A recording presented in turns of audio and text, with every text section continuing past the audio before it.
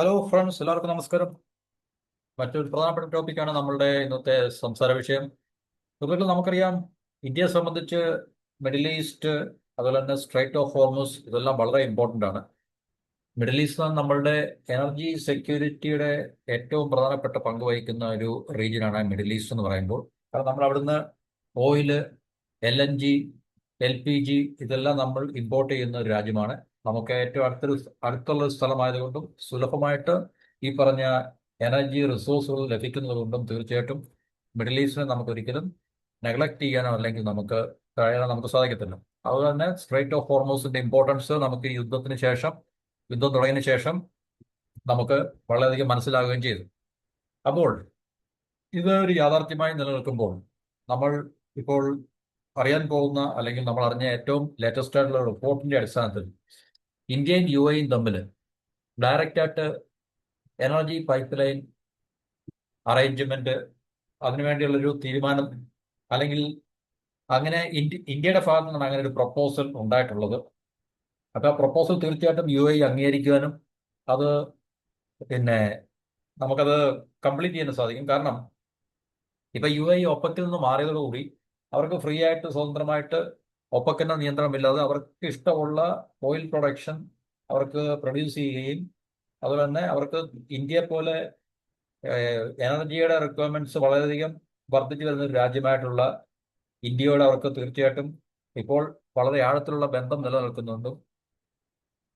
ആ ഒരു അവരുടെ വർദ്ധിച്ചു വരുന്ന ഓയിൽ ഉൽപാദനം അല്ലെങ്കിൽ എണ്ണ ഉൽപാദനം വാങ്ങുവാൻ ഒരു രാജ്യം ഉണ്ട് എന്നുള്ളത് കണക്കിലെടുത്തുകൊണ്ട് തീർച്ചയായിട്ടും UAE ഇതിനകത്തിൽ പൂർണ്ണമായിട്ടും ഇന്ത്യയോട് സഹകരിക്കാനുള്ള സാധ്യത നമുക്ക് തള്ളിക്കളയാൻ കഴിയില്ല.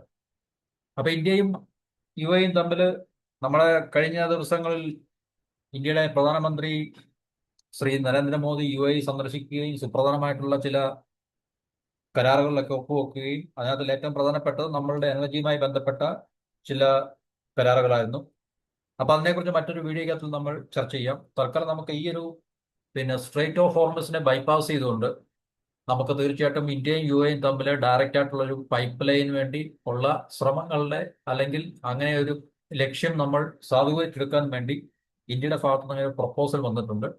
അപ്പൊ അത് തീർച്ചയായിട്ടും അങ്ങനെയാണെങ്കിൽ തീർച്ചയായിട്ടും അത് ഇന്ത്യയുടെ എനർജി സെക്യൂരിറ്റിയിൽ ഉണ്ടാക്കാൻ പോകുന്ന വലിയൊരു എന്താ പറയുന്നത്, അല്ലെങ്കിൽ അത് വലിയൊരു നാഴികക്കല്ലായിരിക്കും, അല്ലെങ്കിൽ വലിയൊരു വിപ്ലവകരമായിട്ടുള്ള മാറ്റമായിരിക്കും എന്ന് നമുക്ക് മനസ്സിലാക്കാൻ സാധിക്കും.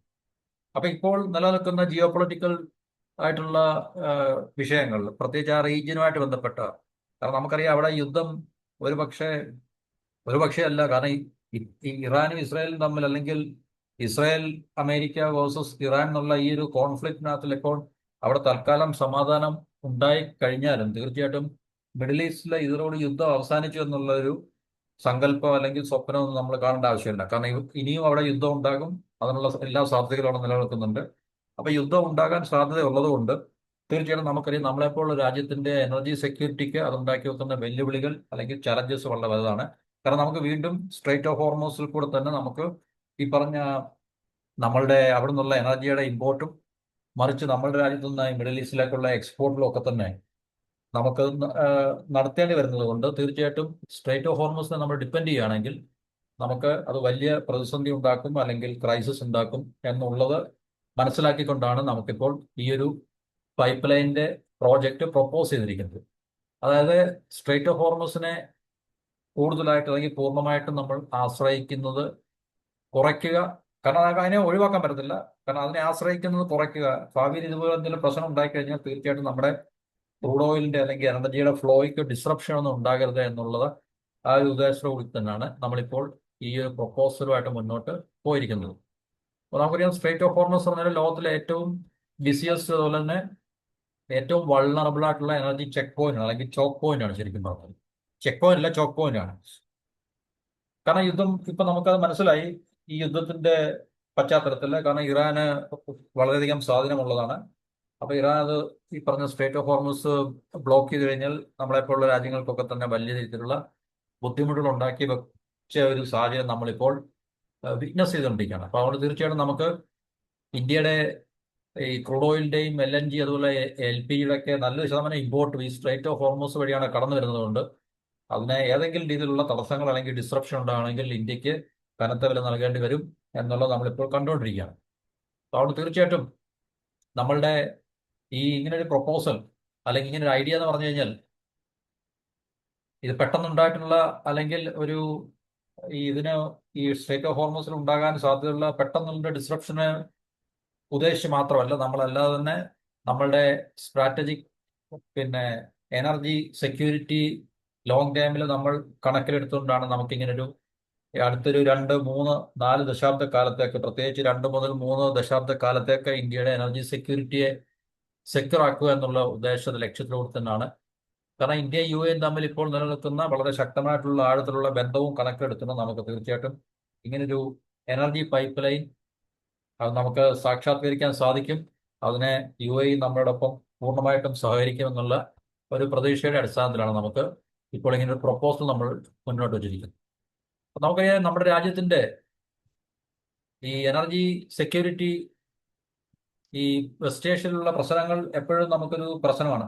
എന്നുവെച്ചാൽ വെസ്റ്റ് ഏഷ്യയിലെ മിഡിൽ ഈസ്റ്റിലെ യുദ്ധങ്ങൾ ഉണ്ടാകുമ്പോൾ തീർച്ചയായിട്ടും ഇന്ത്യയെ സംബന്ധിച്ച് നമ്മുടെ എനർജി സെക്യൂരിറ്റിക്ക് വലിയ ബുദ്ധിമുട്ടുണ്ടാക്കുന്ന, പ്രത്യേകിച്ച് വിലയിലൊക്കെ തന്നെ ക്രൂഡ് ഓയിലിന്റെ വിലയിൽ വരുന്ന മാറ്റങ്ങളൊക്കെ തന്നെ നമ്മുടെ രാജ്യത്തെ സമ്പദ് വ്യവസ്ഥയ്ക്കും നമ്മളിവിടുത്തെ ജനങ്ങളുടെ ജീവിതത്തെയൊക്കെ വളരെയധികം പ്രതികൂലമായി ബാധിക്കുന്ന പല സാഹചര്യങ്ങൾ നേരത്തെ ഉണ്ടായിട്ടുണ്ട്. ഇപ്പോഴും നമ്മൾ ആ സാഹചര്യത്തിലൂടെയാണ് കടന്നുപോയിക്കൊണ്ടിരിക്കുന്നത്.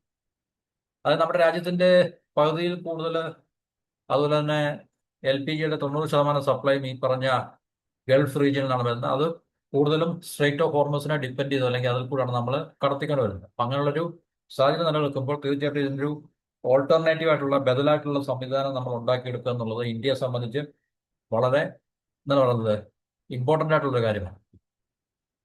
ഇപ്പം ഇത് ഇന്ത്യയും UAE തമ്മിൽ ഒരു പൈപ്പ് ലൈൻ ഉണ്ടാക്കിയെടുക്കുകയാണെങ്കിൽ അത് ഡീപ് സീ പൈപ്പ് ലൈൻ ആയിരിക്കും. അത് നമുക്ക് ലോങ് ടൈം ഗ്യാസ് സപ്ലൈസ്, അതുപോലെ തന്നെ ക്രൂഡ് ഗ്യാസ് സപ്ലൈസ് ഒക്കെ തന്നെ നമ്മൾ ഗൾഫിൽ നിന്നും മിഡിൽ ഈസ്റ്റിൽ നിന്നും പ്രത്യേകിച്ച് UAE നിന്നും നമുക്ക് ഇന്ത്യയിലേക്ക് എത്തിക്കാൻ വേണ്ടി ലക്ഷ്യമിടുന്നതായിരിക്കും എന്നാണ് നമുക്ക് മനസ്സിലാക്കാൻ സാധിക്കുന്നത്. ഇന്ത്യയുടെ ഇപ്പോഴത്തെ ഇമ്പോർട്ട് എന്ന് പറഞ്ഞു കഴിഞ്ഞാൽ, അതായത് LNG LPG നമ്മൾ ഏറ്റവും കൂടുതലും ഗൾഫ് രാജ്യങ്ങളിൽ നിന്നാണ്. അതായത് UAE, Qatar, Oman, Saudi Arabia, അതുപോലെ തന്നെ ഖത്തറും UAE ആണ് നമ്മുടെ LNG ഇമ്പോർട്ട്സിൽ. എന്നുവെച്ചാൽ നമ്മൾ LNG liquefied natural gas import ചെയ്യുന്ന ഏറ്റവും കൂടുതൽ UAE നിന്നും ഖത്തറിൽ നിന്നുമാണ്. അപ്പൊ ഇതൊക്കെ കണക്കിലെടുക്കുമ്പോൾ തീർച്ചയായിട്ടും മിഡിൽ ഈസ്റ്റ് നമുക്ക് വളരെ പ്രധാനപ്പെട്ടതാണ്. അതുപോലെ തന്നെ സ്ട്രേറ്റ് ഓഫ് ഹോർമസ് എന്ന് വെച്ചാൽ നമുക്ക് മറ്റൊരു ബദൽ സംവിധാനം ഇല്ലാത്തതുകൊണ്ട് സ്ട്രേറ്റ് ഓഫ് ഹോർമസും വളരെ ഇമ്പോർട്ടൻ്റ് ആണ്. പക്ഷേ അതിന്റെ വൾണറബിലിറ്റി, അല്ലെങ്കിൽ ഏത് സമയത്തും അവിടുത്തെ യുദ്ധം ഉണ്ടാവുകയോ അല്ലെങ്കിൽ യുദ്ധസമാനമായ സാഹചര്യങ്ങൾ ഉണ്ടാകുമ്പോഴോ അത് ഈ പറഞ്ഞ വളരെ പ്രധാനപ്പെട്ട ചോക്ക് പോയിന്റ് ആയിട്ടുള്ള സ്ട്രേറ്റ് ഓഫ് ഹോർമസ് അല്ലെങ്കിൽ ഹോർമസ് കടലെടുക്കിന്റെ ഒരു വൾണറബിലിറ്റി നമ്മളെ സംബന്ധിച്ച് ഈ ഡിസ്റപ്ഷൻ എന്നുവെച്ചാൽ തടസ്സങ്ങൾ നേരിടാം എന്നുള്ളത് വലിയ പ്രശ്നമാണ്. അതുകൊണ്ട് തീർച്ചയായിട്ടും നമുക്കൊരു ബദൽ സംവിധാനം ഉണ്ടാക്കിയെടുക്കുക എന്നുള്ളത് വളരെ അത്യാവശ്യമാണ്. ഈ ഒരു ഡയറക്റ്റ് പൈപ്പ് ലൈൻ നമ്മളെ സംബന്ധിച്ച് അത് നമ്മൾ ഉണ്ടാക്കിയെടുക്കുകയാണെങ്കിൽ, അല്ലെങ്കിൽ നമ്മൾ തീർച്ചയായിട്ടും അത് ആ ഒരു സ്വപ്നം സാക്ഷാത്കരിക്കാൻ സാധിക്കുകയാണെങ്കിൽ ഈ റീജിയനിൽ ഉണ്ടാകുന്ന ജിയോ പൊളിറ്റിക്കൽ ടെൻഷൻസിന്റെ ഫലമായി ഉണ്ടാകുന്ന ഡിസ്റപ്ഷൻസിനെയൊക്കെ തന്നെ നമുക്ക് മറികടന്നുകൊണ്ട്, അതുപോലെ തന്നെ ഈ ഉയർന്ന ഫ്രൈറ്റ് റേറ്റ്സ്, കൂടിയ ഇൻഷുറൻസ് കോസ്റ്റ് എന്ന് വെച്ചാൽ ഈ ടാങ്കേഴ്സിന്റെ ഓയിൽ ടാങ്കേഴ്സ് അല്ലെങ്കിൽ LPG ടാങ്കേഴ്സുമായിട്ടൊക്കെ ബന്ധപ്പെട്ട ഫ്രൈറ്റ് റേറ്റ്, ഇൻഷുറൻസ് കോസ്റ്റ്, ഇതൊക്കെ എപ്പോഴും ഉയർന്നു തന്നെ നിൽക്കുന്നതാണ്. പ്രത്യേകിച്ച് ക്രൈസിസ് വരുമ്പോൾ ഇതൊക്കെ ഉയരാൻ സാധ്യതയുണ്ട്. ക്രൂഡ് ഓയിലിന്റെ വില കൂടുന്നത് പോലെ തന്നെ ഈ പറഞ്ഞ ഫ്രൈറ്റ് റേറ്റും ഇൻഷുറൻസ് കോസ്റ്റും ഒക്കെ കൂടും. അപ്പൊ അതൊക്കെ നമുക്ക് തീർച്ചയായിട്ടും ഒഴിവാക്കാൻ കഴിയും. അപ്പൊ നമ്മുടെ എനർജിയുടെ കോസ്റ്റിനെ നമുക്ക് തീർച്ചയായിട്ടും കൺട്രോൾ ചെയ്യാനും അല്ലെങ്കിൽ നമുക്ക് ഓപ്റ്റിമൈസ് ചെയ്യാനും സാധിക്കും എന്നുള്ളതാണ്.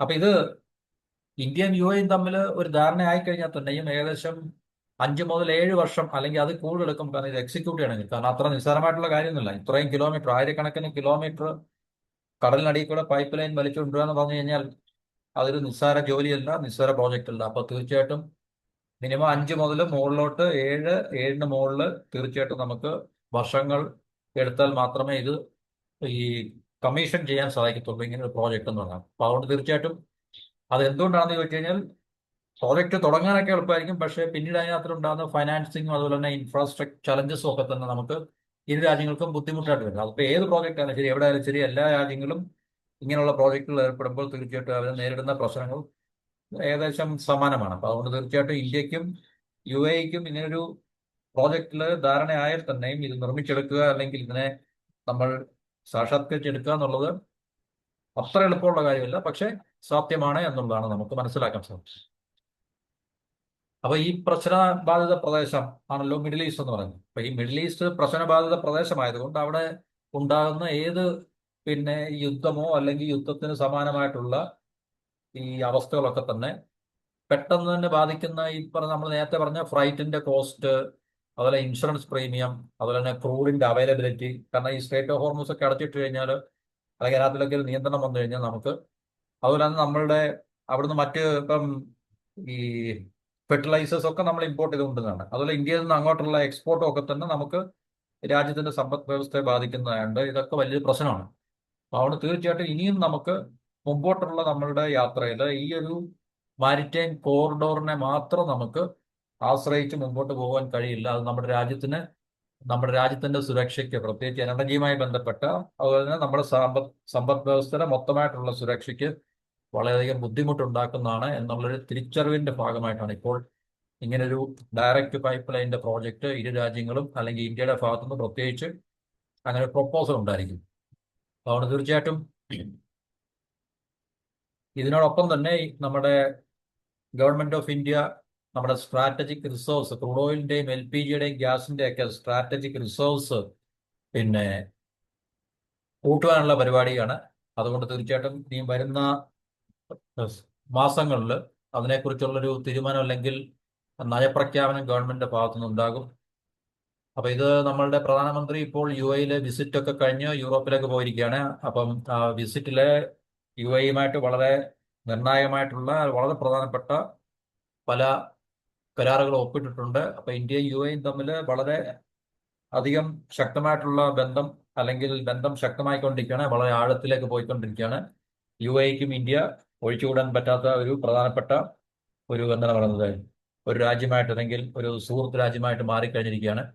അപ്പോൾ അതുകൊണ്ട് ഈ പറഞ്ഞ ഈ ഡയറക്റ്റ് പൈപ്പ് ലൈൻ ഇന്ത്യയെ സംബന്ധിച്ചും UAE സംബന്ധിച്ചും, കാരണം UAE ഒപ്പക്കിൽ നിന്ന് മാറിയത് കൊണ്ട് അവർക്ക് കൂടുതൽ എണ്ണ ഉൽപ്പാദിപ്പിക്കാൻ ഇപ്പോൾ അവർക്ക് സ്വതന്ത്രമായിട്ട് കഴിയുന്നത് കൊണ്ട് ആ എണ്ണ വാങ്ങുവാൻ അല്ലെങ്കിൽ എണ്ണ ക്രൂഡിന്റെ വലിയൊരു മാർക്കറ്റ് കൺസ്യൂം ചെയ്യാൻ ഇന്ത്യ ഉള്ളതുകൊണ്ട് തീർച്ചയായിട്ടും അവർക്ക് ഈ ഒരു ഓയിൽ പൈപ്പ് ലൈനും താല്പര്യമുള്ള ഒരു കാര്യമായിരിക്കും എന്നാണ് നമുക്ക് മനസ്സിലാക്കാൻ കഴിയുന്നത്. അപ്പൊ ഇതാണ് നമുക്ക് ഈ ഒരു വളരെ പ്രധാനപ്പെട്ട, ഇത് ജസ്റ്റ് ഒരു പ്രോജക്റ്റ് പ്രപ്പോസൽ മാത്രമായിട്ടുള്ളൂ. ഇതിനെക്കുറിച്ച് ഇരു രാജ്യങ്ങളും തമ്മിൽ എന്താണ് പറയുന്നത്, ഈ നെഗോസിയേഷൻസോ അല്ലെങ്കിൽ അതുപോലുള്ള ചർച്ചകളൊന്നും ആരംഭിച്ചിട്ടില്ലെന്നാണ് നമുക്ക് മനസ്സിലാക്കാൻ സാധിക്കുന്നത്. ഇന്ത്യയുടെ ഭാഗത്തുനിന്ന് അങ്ങനൊരു എന്താ പറയുന്നത്, ഒരു പ്രപ്പോസലുമായിട്ട് ഇന്ത്യ മുന്നോട്ട് വന്നിട്ടുണ്ട്. ഇനിയും തീർച്ചയായിട്ടും ഇത് ഇരു രാജ്യങ്ങളും തമ്മിൽ ഇതിന്റെ ഫീസിബിലിറ്റി സ്റ്റഡീസും ചർച്ചകളും ഒക്കെ നടക്കുന്നത്. യെസ് പറയുമ്പോൾ തന്നെ അതിന് കുറേ സമയമെടുക്കും. പിന്നെ പ്രോജക്റ്റ് തുടങ്ങി അതിന്റെ പ്രോജക്റ്റ് കംപ്ലീറ്റ് ചെയ്യുക എന്നുള്ളത് കാലതാമസം എടുക്കുന്ന ഒരു കാര്യമാണ്. എന്നാലും ഇന്ത്യയെ സംബന്ധിച്ച് വളരെ ഇമ്പോർട്ടൻ്റ് ആയിട്ടുള്ള ഒരു പ്രോജക്റ്റാണിത്. ഇങ്ങനെ നമുക്ക് അത്യാവശ്യമാണ്. കാരണം സ്ട്രേറ്റ് ഓഫ് ഹോർമൂസിനെ നമുക്ക് പൂർണ്ണമായിട്ടും ആശ്രയിച്ച് മുന്നോട്ട് പോകുവാൻ സാധിക്കത്തില്ല എന്നുള്ളത് നമുക്കിപ്പോൾ ഇപ്പോഴത്തെ യുദ്ധത്തിന്റെ പശ്ചാത്തലത്തിൽ മനസ്സിലായതാണ്. അതായത് ഇന്ത്യക്ക് അല്ലെങ്കിൽ രാജ്യത്തിന് കനത്ത വില നൽകേണ്ടി വരുന്നു എന്നുള്ള ഒരു യാഥാർത്ഥ്യത്തിന്റെ അടിസ്ഥാനത്തിൽ. അപ്പൊ ഇത്രയും പറഞ്ഞ് നമുക്ക് ടോപ്പിക്കുകൾ അവസാനിപ്പിക്കാം. മറ്റു ടോപ്പിക്കുമായിട്ട് അടുത്ത വീഡിയോയിൽ എല്ലാവർക്കും നന്ദി, നമസ്കാരം, and have A wonderful day.